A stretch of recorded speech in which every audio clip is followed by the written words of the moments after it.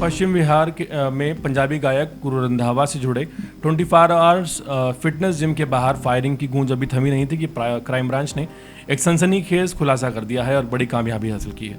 Police ने Lawrence Bishnoi gang के कुख्यात शूटर अरमान और तुषार को गिरफ्तार कर लिया है। हरियाणा के बहादुरगढ़ से यह गिरफ्तारी की गई है। जांच में सामने आया कि हमले की जिम्मेदारी अमेरिका में बैठे लॉरेंस बिश्नोई गैंग के सदस्य अनिल पंडित ने सोशल मीडिया पर ली थी। पुलिस के मुताबिक 11 जून 2026 की सुबह करीब 4 बजे दिल्ली के पश्चिम बिहार स्थित 24 आवर्स फिटनेस जिम के बाहर बाइक सवार बदमाश पहुंचे थे और उन्होंने ताबड़तोड़ गोलियां चला दी थी। फायरिंग के बाद हमलावर मौके से फरार हो गए थे, लेकिन राहत की बात यह रही कि इस घटना में कोई भी घायल नहीं हुआ था। लेकिन इलाके में इस घटना के बाद दहशत फैल गई थी। मौके पर पहुंची पुलिस को 7 खाली कारतूस मिले थे, जिन्हें कब्जे में लेकर जांच शुरू कर दी गई थी। मामले को उस समय और ज़्यादा गंभीर माना गया था जब सोशल मीडिया पर अनिल पंडित नाम के व्यक्ति की एक पोस्ट वायरल हुई थी इस घटना के बाद, और पोस्ट में दावा किया गया था कि फायरिंग लॉरेंस बिश्नोई गैंग की ओर से कराई गई है। पोस्ट में यह भी कहा गया था कि गुरु रंधावा बॉलीवुड अभिनेता सलमान खान के करीब आ रहे हैं और उन्हें पहले भी चेतावनी दी गई थी। हालांकि पुलिस इस दावे को अलग अलग पहलुओं से लगातार जांच कर रही है। फायरिंग की जिम्मेदारी सामने आने के बाद मामला सीधे संगठित अपराध और गैंगस्टर नेटवर्क से जुड़ गया।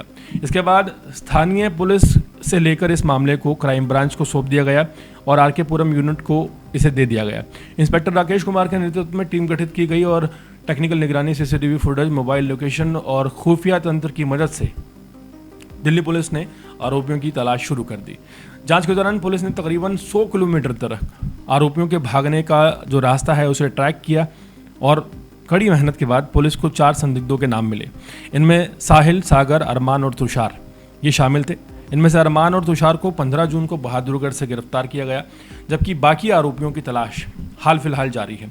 गिरफ्तार आरोपी अरमान की उम्र महज 19 साल है।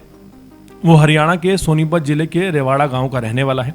उसने महज 10वीं तक पढ़ाई की है और साल 2022 में उसके पिता की मृत्यु हो गई थी। इसके बाद वो अपनी मां और अपनी बहन के साथ दिल्ली के तिलक नगर में रहने लगा।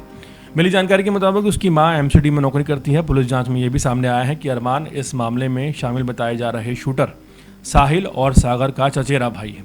यही पारिवारिक जो कॉन्टैक्ट हैं उस गैंग के करीब पुलिस को ले गए। दूसरा आरोपी तुषार उर्फ ताशु उर्फ पीकू सोनीपत के रेवाड़ा गांव का रहने वाला है। उसकी कहानी और भी चौंकाने वाली है।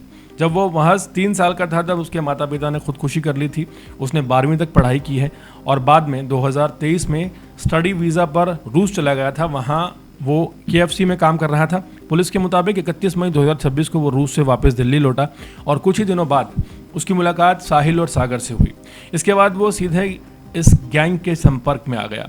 पूछताछ में सामने आया है कि 8 जून के बाद इन लोगों ने अनिल पंडित के निर्देश पर पश्चिम बिहार की जिम पर फायरिंग की योजना बनाई थी।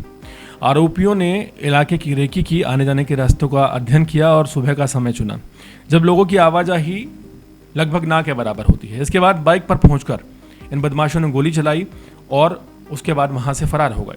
पुलिस अधिकारियों का कहना है कि अभी तक जांच में दोनों आरोपियों की कोई बड़ी आपराधिक हिस्ट्री सामने नहीं आई है, लेकिन वो सीधे लॉरेंस बिश्नोई गैंग के नेटवर्क के संपर्क में थे। यही वजह है कि कम उम्र होने के बावजूद उन्हें गैंग के लिए काम करने का जिम्मा सौंपा गया। जांच एजेंसियां अब ये पता लगाने में जुटी हैं कि उन्हें हथियार किसने उपलब्ध करवाए, फायरिंग किसके आदेश पर की गई और दिल्ली हरियाणा में गैंग का नेटवर्क कितना ज़्यादा फैला हुआ है। क्राइम ब्रांच का मानना है कि ये सिर्फ फायरिंग का मामला नहीं है, बल्कि गैंगस्टर नेटवर्क की ताकत दिखाने की कोशिश भी हो सकती है। फिलहाल दोनों आरोपी पुलिस रिमांड पर हैं और उनसे लगातार इस सिलसिले में पूछताछ की जा रही है। पुलिस की टीमें फरार आरोपियों साहिल और सागर की तलाश में कई जगह दबिश दे रही हैं।